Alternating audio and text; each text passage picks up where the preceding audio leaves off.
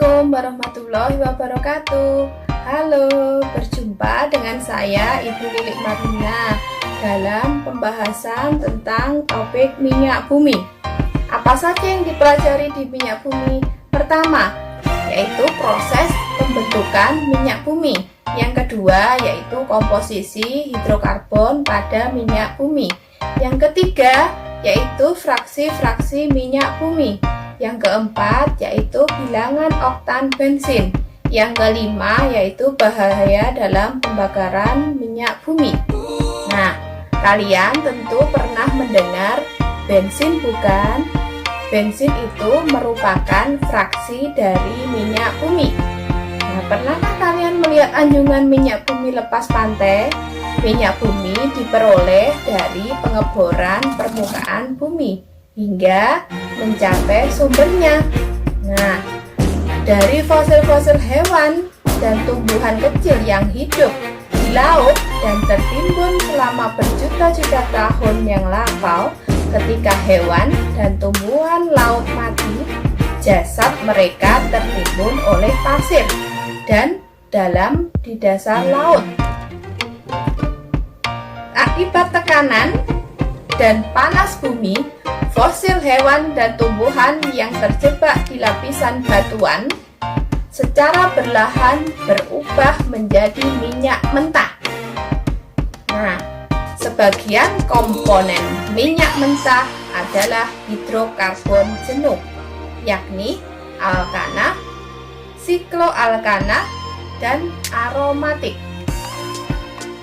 Minyak bumi terdiri atas berbagai campuran fraksi yang terdapat dalam minyak mentah.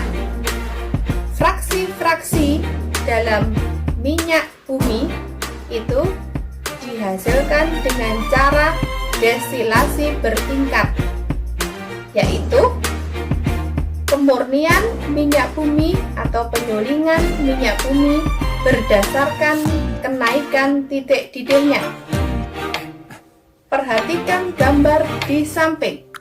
Pada gambar di samping, prinsip pengolahan minyak mentah menggunakan destilasi bertingkat, yaitu di mana fraksi yang memiliki titik didih yang paling rendah akan keluar terlebih dahulu, disusul oleh fraksi yang memiliki titik didih yang lebih tinggi.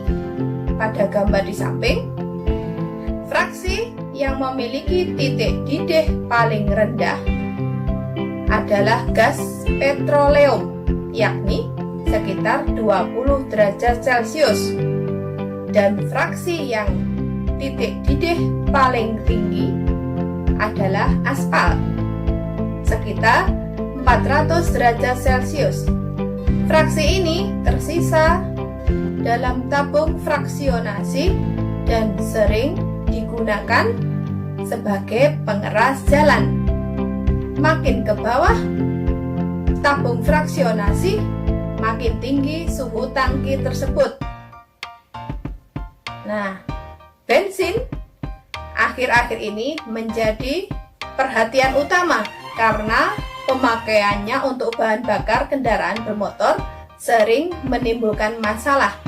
Kualitas bensin ditentukan oleh bilangan oktan, yaitu bilangan yang menunjukkan kualitas bensin, yaitu terdiri dari 20% N-heptana dan 80% iso-oktana. Semakin tinggi bilangan oktan, semakin bagus kualitas bensin. Penambahan zat aditif ke dalam bensin bertujuan untuk mengurangi ketukan dalam meningkatkan bilangan oktan.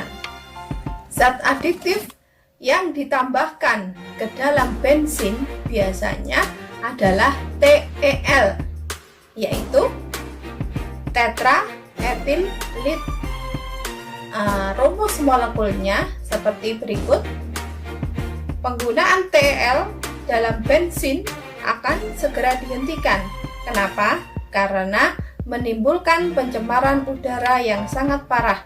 terutama karena pembuangan logam berat timbal (PB) yang dapat merusak lingkungan. PB juga dapat merusak peredaran darah. Untuk menanggulanginya saat ini telah dikembangkan penggunaan MTBE, yaitu metil tersier butil ether, dan ditambahkan dengan metanol dan etanol. Nah, apa bahaya pembakaran bahan bakar di lingkungan kita? Penggunaan bensin sebagai bahan bakar menimbulkan dampak berupa pencemaran udara. Hal ini disebabkan oleh pembakaran tidak sempurna yang akan membentuk gas CO, gas karbon monoksida.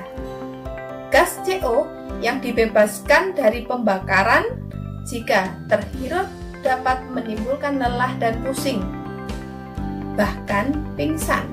Hal ini berkaitan dengan reaktivitas sel dan sel darah merah terhadap gas CO. Dalam sel darah manusia terdapat hemoglobin yang berfungsi mengangkut O2 ke seluruh tubuh. Apabila gas CO di udara terhirup oleh sistem pernapasan, maka hemoglobin lebih mudah bereaksi dengan gas CO dibandingkan gas O2 yang seharusnya kita hirup. Akibatnya, jaringan tubuh akan kekurangan oksigen. Inilah yang menyebabkan pusing, lelah, dan bahkan pingsan. Oke, demikianlah pemaparan dari saya, Ibu Lilik Marlina, tentang materi pembahasan tentang minyak bumi. Sampai berjumpa kembali. Wassalamualaikum warahmatullahi wabarakatuh.